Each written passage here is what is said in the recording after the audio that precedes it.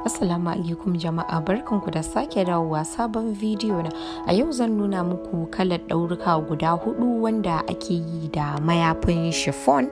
Gashi nan ina nuna muku su.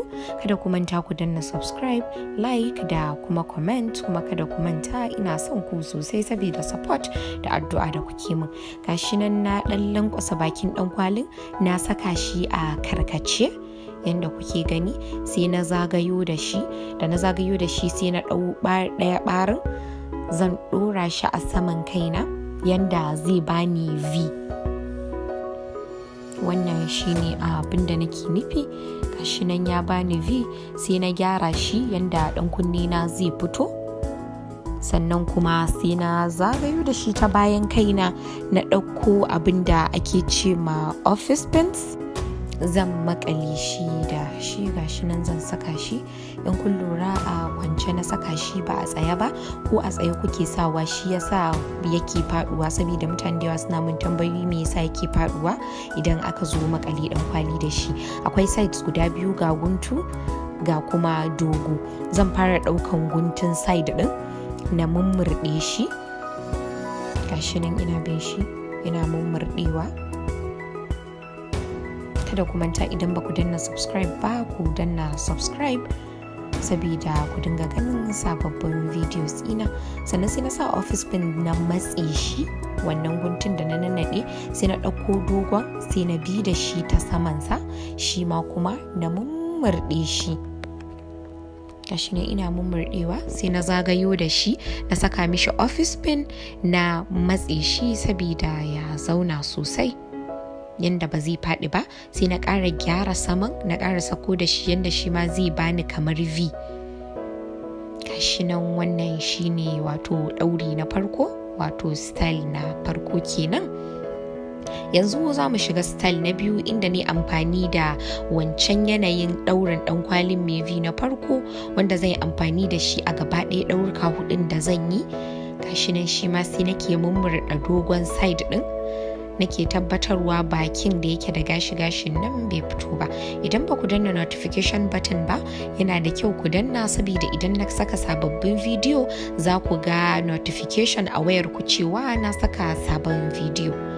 Gashi nan ina sawa zan dora shi a saman kaina, ina ƙara mummurɗe shi, sai na ɗauko guntun na haɗa su na ƙulle gaba ɗaya. Amfanin kulle wannan shine zai bani wato wata fulawa a saman kaina. Gashi nan da na bude za ku ga ya bani wani abu kaman fulawa. Shine amfanin kullewar da aka yi. Gashi nan ina gyara, za ku ga ta sama yana da abu kaman fulawa. To sai na zagayo da shi saboda yana da ɗan tsaho mayafin sosai, sai na cusa shi a ƙasan wannan wanda na murɗe ɗin daga farko. Sai nake ɗan bubbuɗe fulawa ɗin saboda ta ɗan yi girma. Sannan sai na ɗauko office pin nake matse shi yanda zai zauna sosai. Gashi nan ina bubbuɗe fulawa ɗin ina gyarawa. Sannan zan ƙara ɗauko office pin na matse shi yanda ba zai dinga zarewa ba, saboda chiffon shi yana da santsi sosai. Sai nake ƙara gyaggyarawa yanda zai fito yayi kyau ya bani abin da nake so. Gashi nan ina ta gyaggyarawa, ina mammatsewa yanda zan tabbatar komai ya zauna sosai. Wannan shine ɗauri na biyu. Ina fata kuna koya kuma kuna jin daɗin kallon videos ina. Yanda a videos na gaba zan kawo muku wa'anda suka fi wannan. Sannan za mu tafi ɗauri na 3. Idan kuna jin daɗin kallon videos ina, kar ku manta ku danna min like, haka yana ƙara min ƙwarin gwiwa.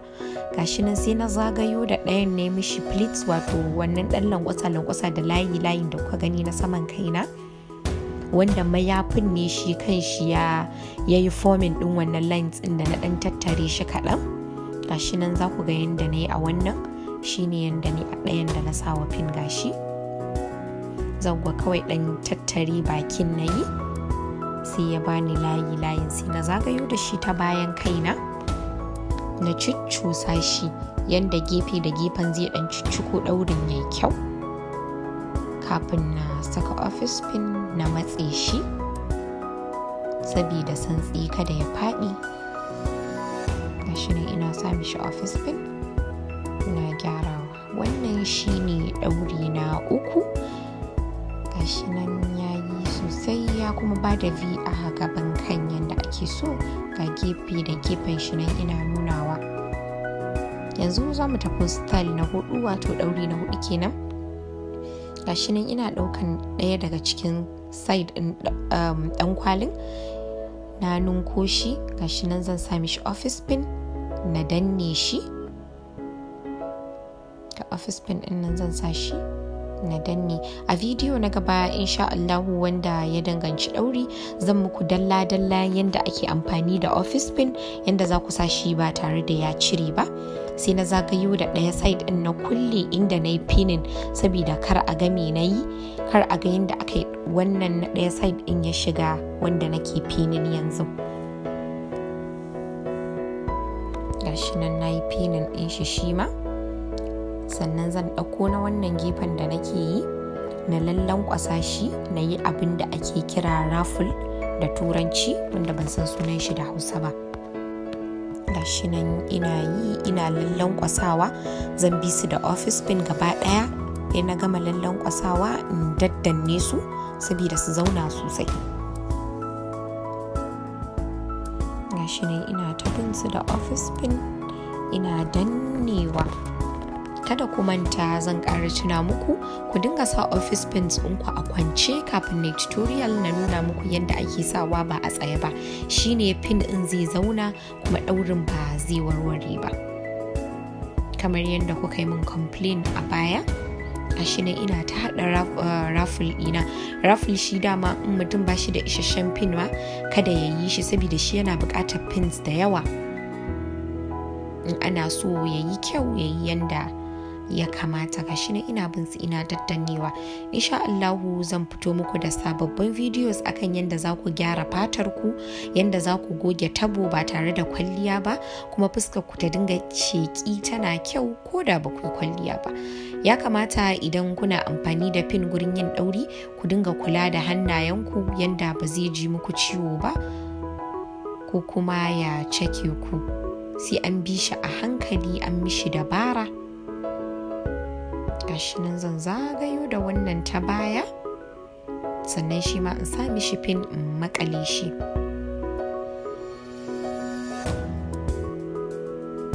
Gashi nan ina gyara ɗaya side ɗin da tabbatar ya zauna sosai.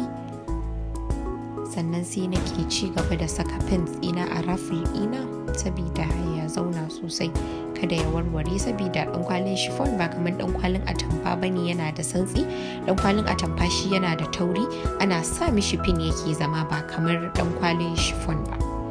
Gashi nan ina ta haɗa raffle ina a gefen kaina. Za a iya yin shi a kowane side ɗin kai, ba lallai sai side ɗin da nake ba. Ni na fi jin daɗin yin shi a nan side ɗin ne, shi yasa nake yi a wannan side ɗin, amma za a iya yi a ko'ina. Gashi nan na mammatse, sai nake gyaggyarawa saboda ɗan kunni na ya fito. Shi nan na gyaggyara shi. Wannan shine style na ƙarshe.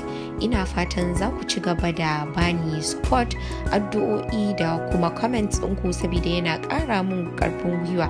Na gode sosai. Idan ba ku yi subscribing ba, ba ku yi liking ba, ba ku kuma yi turning on notification button ba, yana da kyau ku yi hakan saboda ku dinga samun sababbin videos ina. Kada ku manta, ina son ku